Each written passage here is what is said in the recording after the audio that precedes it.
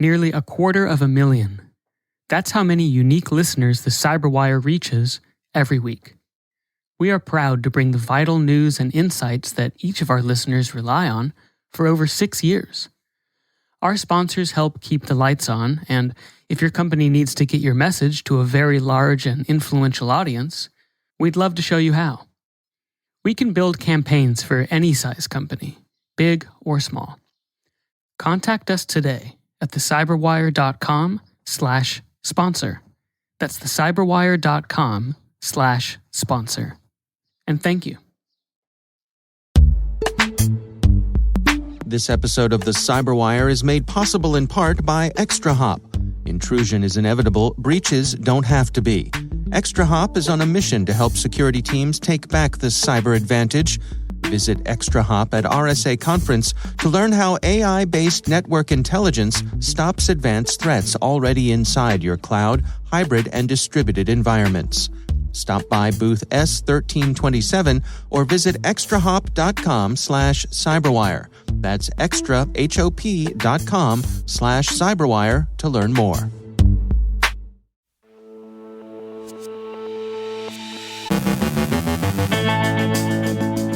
Looking at Russia's hybrid war as a cautionary example, Russia warns again that it will meet cyber attacks with appropriate retaliation. China says us too. NSA and FBI warn of nation-state cyber threats. SentinelOne finds a Chinese APT that's been operating quietly for a decade. An unpatchable vulnerability in Apple chips has been reported. We've got more interviews from RSA Conference, including FBI's Cyber Section Chief David Ring and ExtraHop's CEO Patrick Dennis. And the overhead projector said, "Go Tigers."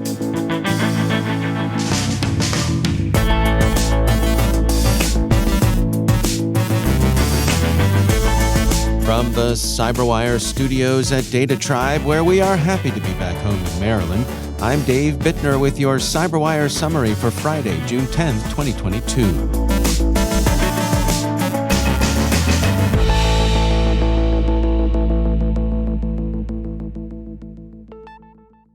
Business Insider reports that 17 senators, all Democrats, have signed a letter to the Secretaries of Defense and Homeland Security, the Director of National Intelligence, and the Directors of NSA and the FBI, asking that they give due attention to protecting the 2022 midterm elections from Russian interference, whether that takes the form of cyber attack or disinformation. They write, "As the Russian invasion of Ukraine has led to an increase in Russian disinformation and warnings of potential cyber attacks, we urge you to ensure that your agencies are prepared to quickly and effectively counter Russian influence campaigns targeting the 2022 elections." A statement from Russia's foreign ministry yesterday warned that Moscow will respond to cyber attacks, Reuters reports. Director of the Department of International Information Security of the Ministry of Foreign Affairs of Russia, A.V. Krutsky, said, "Rest assured, Russia will not leave aggressive actions unanswered. All our steps will be measured, targeted in accordance with our legislation and international law." NBC News quoted the foreign ministry as accusing Washington of deliberately lowering the threshold for the combat use of cyber weapons, and the consequences of a lower threshold means that escalation will be the fault of the West. The Russians said the militarization of the information space by the West and attempts to turn it into an arena of interstate confrontation have greatly increased the threat of a direct military clash with unpredictable consequences. A direct military clash would be kinetic combat. The proximate occasion of the foreign ministry's warning appears to be this past weekend's website defacement of a second-tier Russian ministry's webpage to display the motto, "Glory to Ukraine." The rest of the world wouldn't regard nuisance-level hacktivism as a casus belli, but things look different from the Kremlin. Mr. Krutsky explained, "I will emphasize what has already been said more than once. State institutions, critical and social infrastructure facilities, storage of personal data of our citizens and foreigners living in Russia are being hit. Officials in the United States and Ukraine are taking responsible for the sabotage. It is there that they categorically refuse to develop international legal foundations. They do not seem to fully realize how dangerous aggressiveness and encouragement of gangsterism, banditisme, that is, banditry, in the field of information security. China has also commented with disapproval on U.S. Cyber Command's General Nakasoni's allusion to having engaged in a full spectrum of cyber operations. The Register reports that Foreign Ministry spokesman Zhao Lijian said, "The U.S. needs to explain to the international community how these hacking operations are consistent with its professed position of not engaging directly in the Russia-Ukraine conflict." He went on to object to American cybersecurity assistance to third parties generally, or as he put it, U.S. deployment of cyber military forces in some small and medium-sized countries. Mr. Zhao warned small and medium-sized countries that accepting this kind of American security help is dangerous. He said, "These countries need to keep their eyes wide open and beware whether such deployment could embroil them in a conflict they are not looking for," observing that cyber conflict could easily escalate into kinetic, even nuclear, war. The Register dryly notes that the two nations' very similar statements made on successive days may not be coincidental.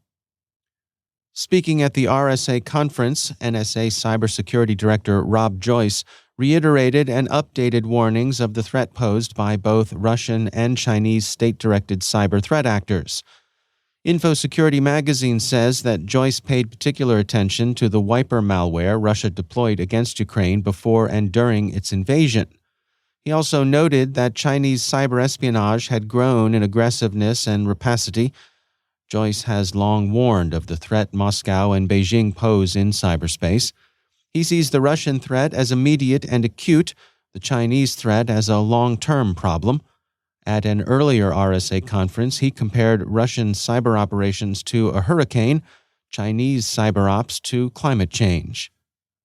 The FBI added its own warnings of the cyber threat from China to the conference. The record quotes Elvis Chan, assistant special agent in charge at the Bureau's San Francisco field office, as saying, "We've actually seen, here in the San Francisco area, an uptick in reconnaissance from Chinese advanced persistent threat actors specifically.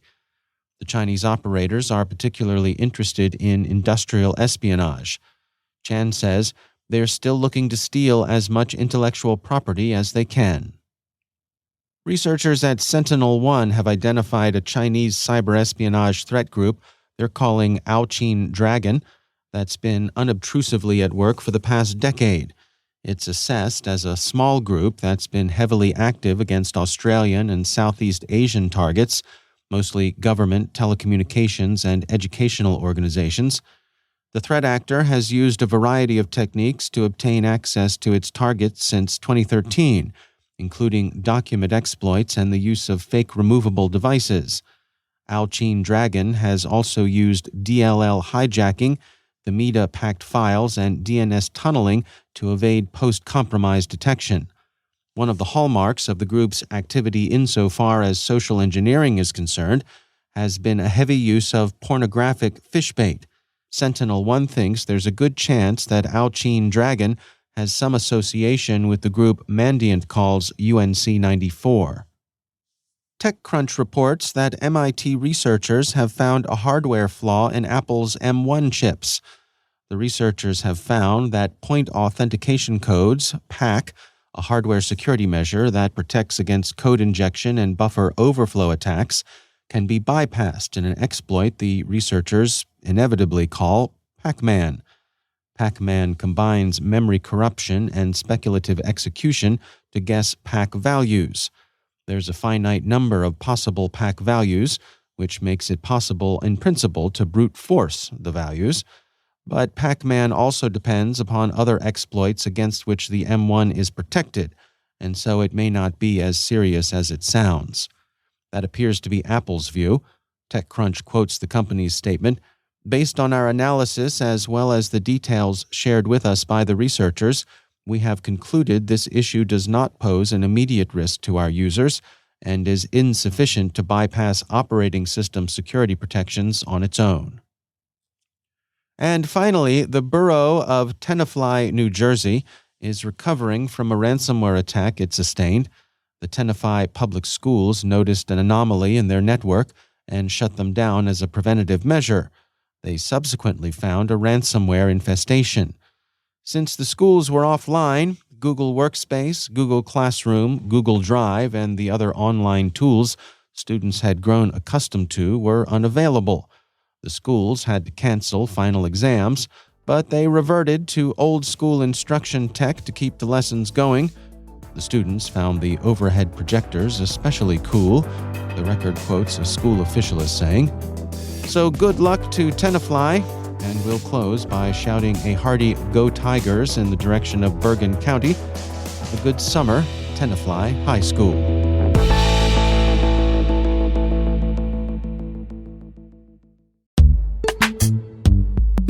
And now, a word from our sponsor, the Cybersecurity Inside podcast.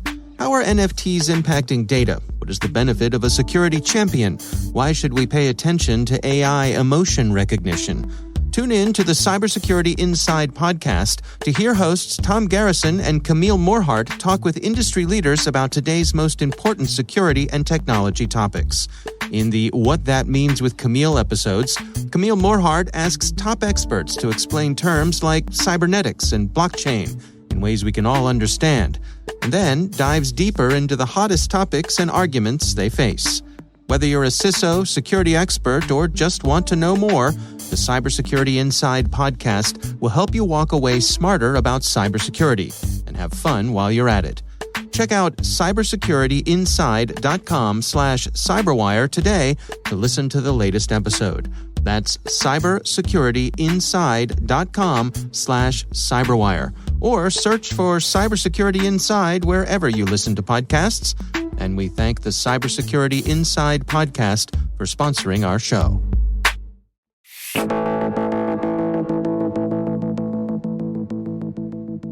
Cybersecurity leaders are seeing unprecedented outreach and collaboration from federal agencies like CISA, NSA, and the FBI. You'll often hear the phrase, cyber is a team sport, with the acknowledgement that working together is the best way, perhaps the only way, to meet the challenge of the threats we're seeing. David Ring is Section Chief of the FBI Cyber Engagement Intelligence Section and FBI Cyber Division. I caught up with him at the RSA Conference. FBI brings a lot to bear against the threat.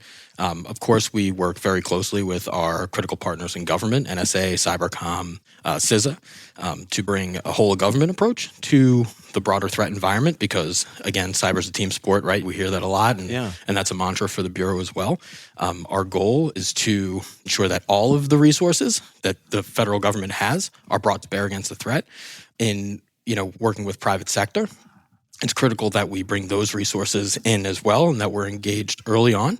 I'm an old CT guy, right? So I'll use CT language. We try to go left to boom with these companies and identifying avenues where we can share, two-way sharing of substantive information, intelligence, that can point us in the right direction or we can point them in the right direction, either one-on-one or more broadly.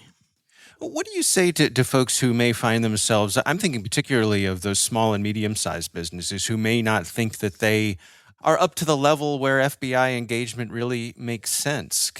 Is that something you're looking to get past? It sure is. And frankly, like when you look at the victim space, those small and medium companies are really where the victim space is, right? Because they don't have the same resources that these giants have. And of course, we need to work with very large corporations, companies, infrastructure providers every single day to make sure that we're working the threat effectively. But from a day-to-day approach, we have to identify who our most systemically important partners are, right? And in the private industry space. And so those companies aren't always the huge ones that everybody thinks about. When we talk about some sensitive national security projects, we talk about COVID vaccine development and things like that. These are sometimes some smaller and certainly medium-sized companies are very involved.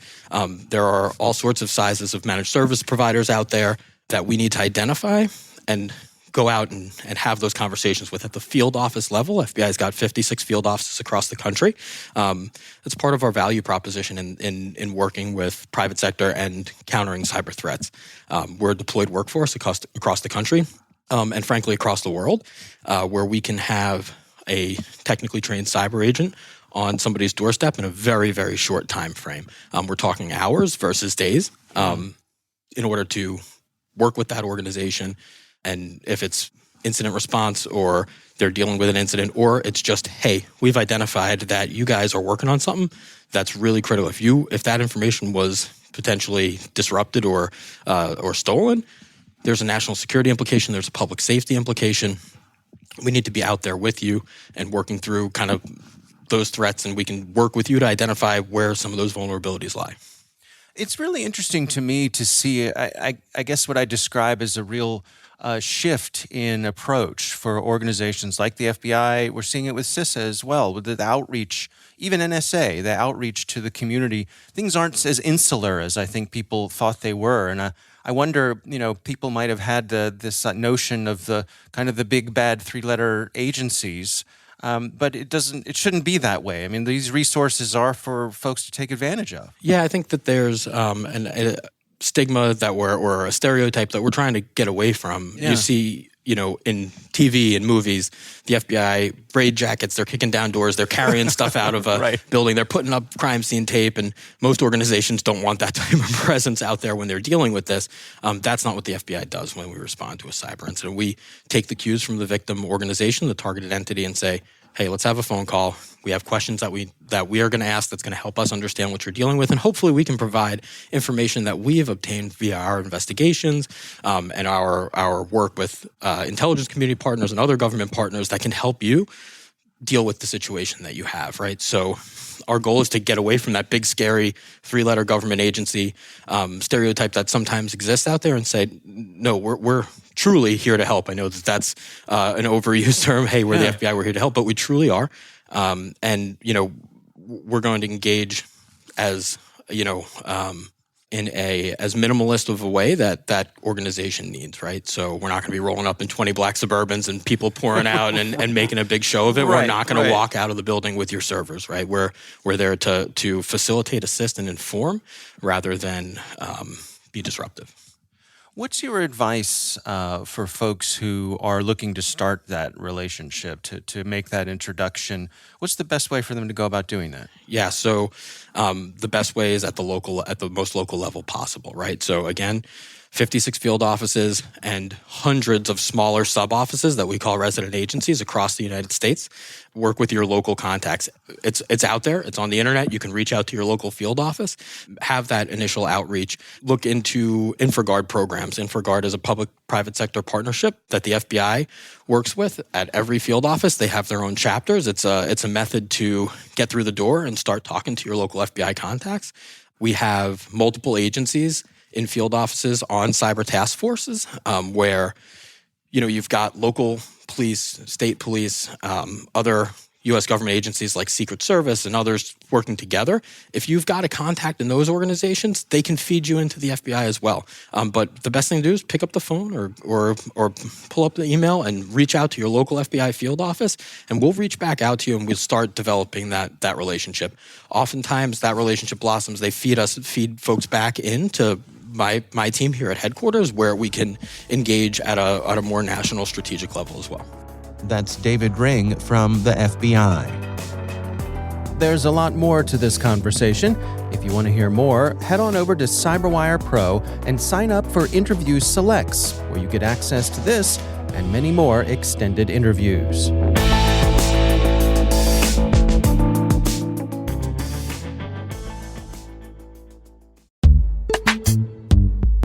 And now, a word from our sponsor, Microsoft Federal. The Biden administration is taking steps to modernize security approaches across the federal government with a cybersecurity executive order.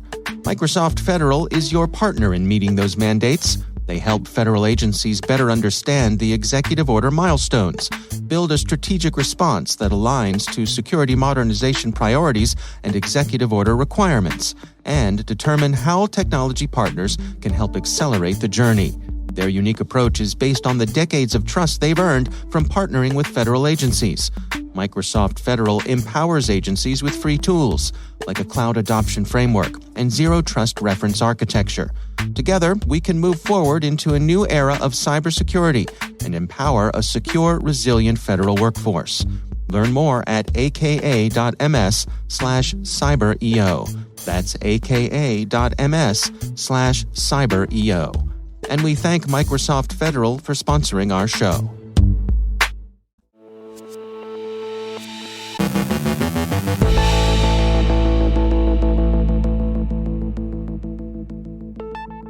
It has been a busy, productive week at RSA Conference. Crowds are certainly down from peak attendance years, but by no means did the show feel underattended. In many ways, it felt like a bit of a reunion. Patrick Dennis is CEO at ExtraHop, and we caught up yesterday as the conference was winding down. This is a bigger, more energetic show than I expected. I don't know what your experience has been, but people have been excited, everybody that I've met. I would agree, and I had that same question of how many people are going to be here. And is it going to be strange? Mm-hmm. And so my observation was there were a lot of people here, and somehow we've navigated to a place where this felt like an honest-to-goodness, well-attended, well-put-together conference. People took practical steps. And I had a great time. Yeah, me too. What are you hearing from customers that you've met with? What sort of things are on their minds?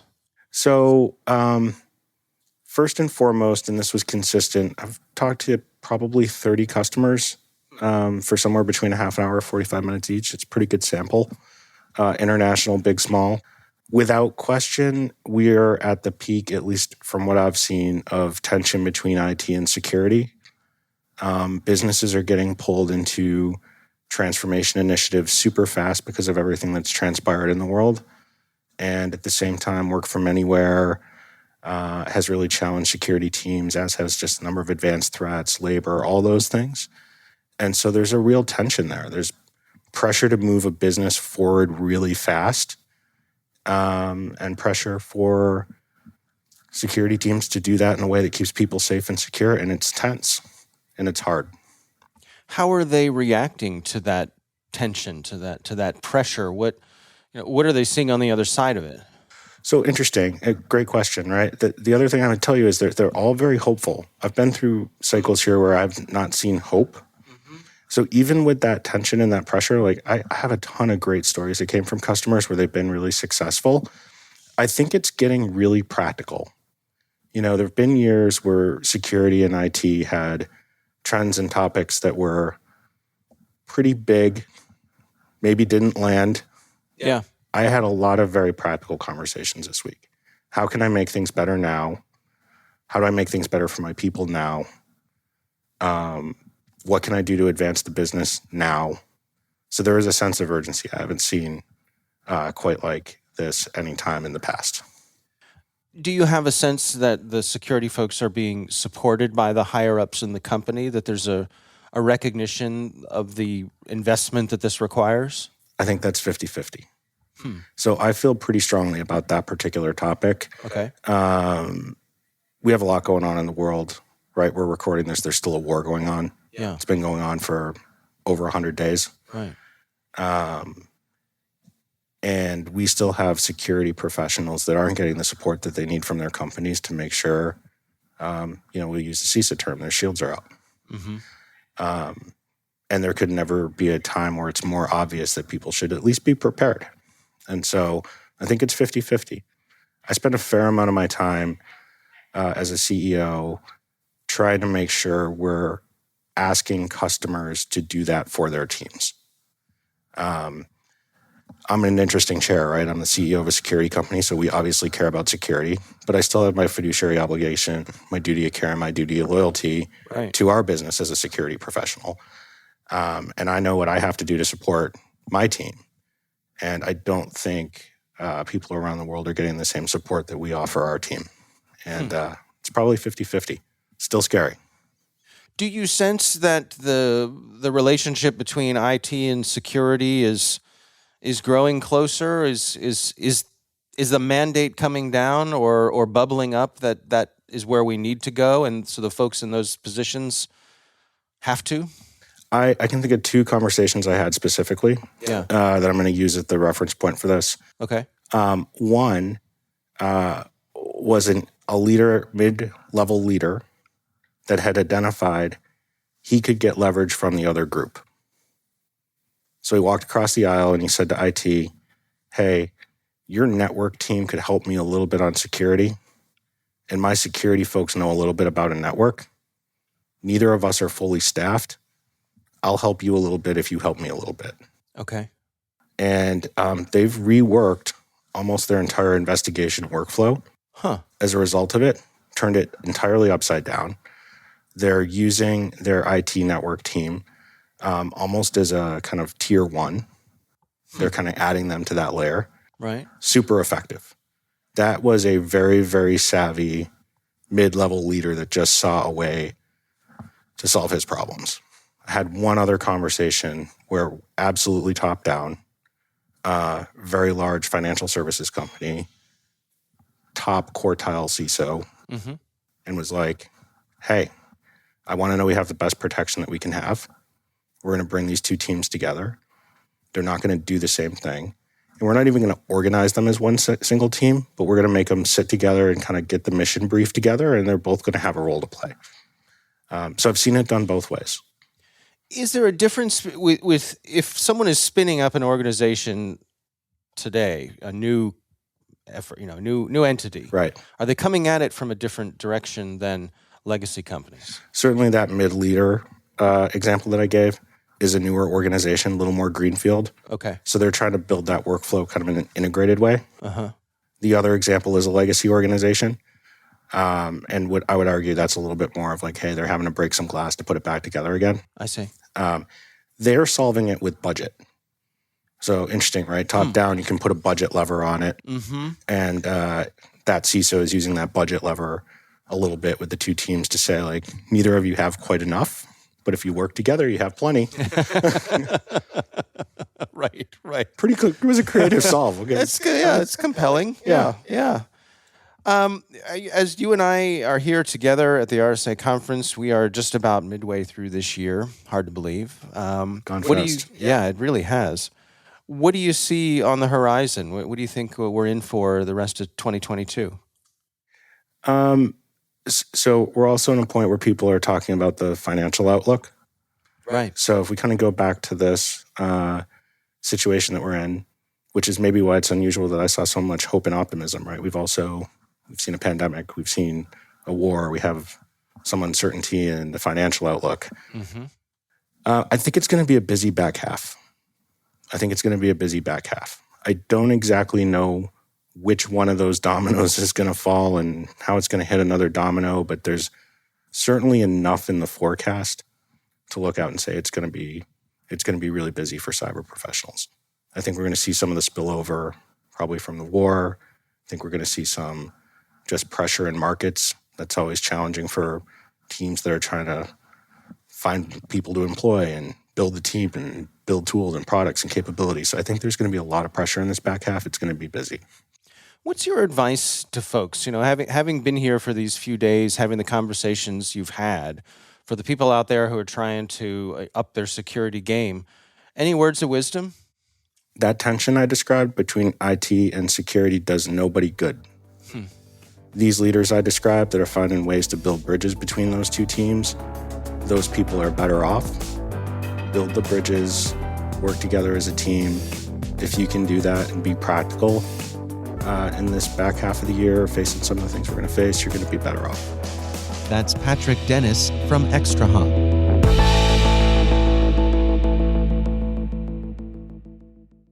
Thanks to all of our sponsors for making the CyberWire possible, especially our supporting sponsor, Devo, whose cloud-native logging and security analytics platform is built to transform security operations for today and beyond.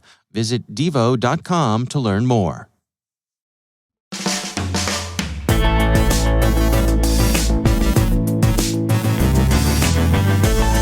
And that's the CyberWire. For links to all of today's stories, check out our daily briefing at thecyberwire.com.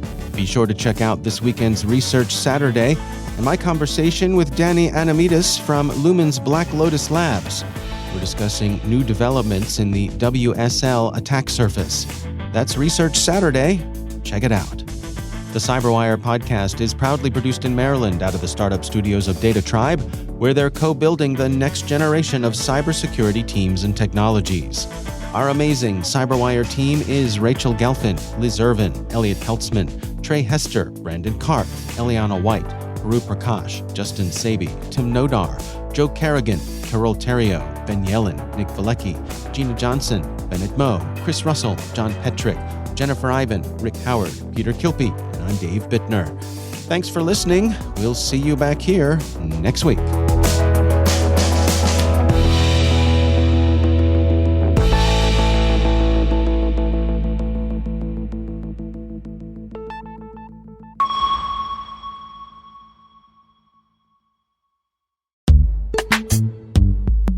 And now, a word from our sponsor, CyberReason.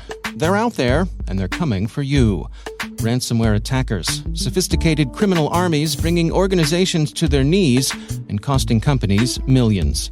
But ransomware shouldn't feel inevitable. You should feel invincible. CyberReason is undefeated in the fight against ransomware with the only predictive ransomware protection available, automatically stopping attacks before encryption and empowering security teams with full visibility. It's the ultimate protection against ransomware, an AI-powered defense that defeats ransomware at every stage of the attack, stopping today's threats and ready for tomorrow's. True cyber defense designed for true defenders. Because ransomware won't define this era, those who defeat it will. Visit cyberreason.com to learn more. That's CYBEREASON.com. And we thank CyberReason for sponsoring our show.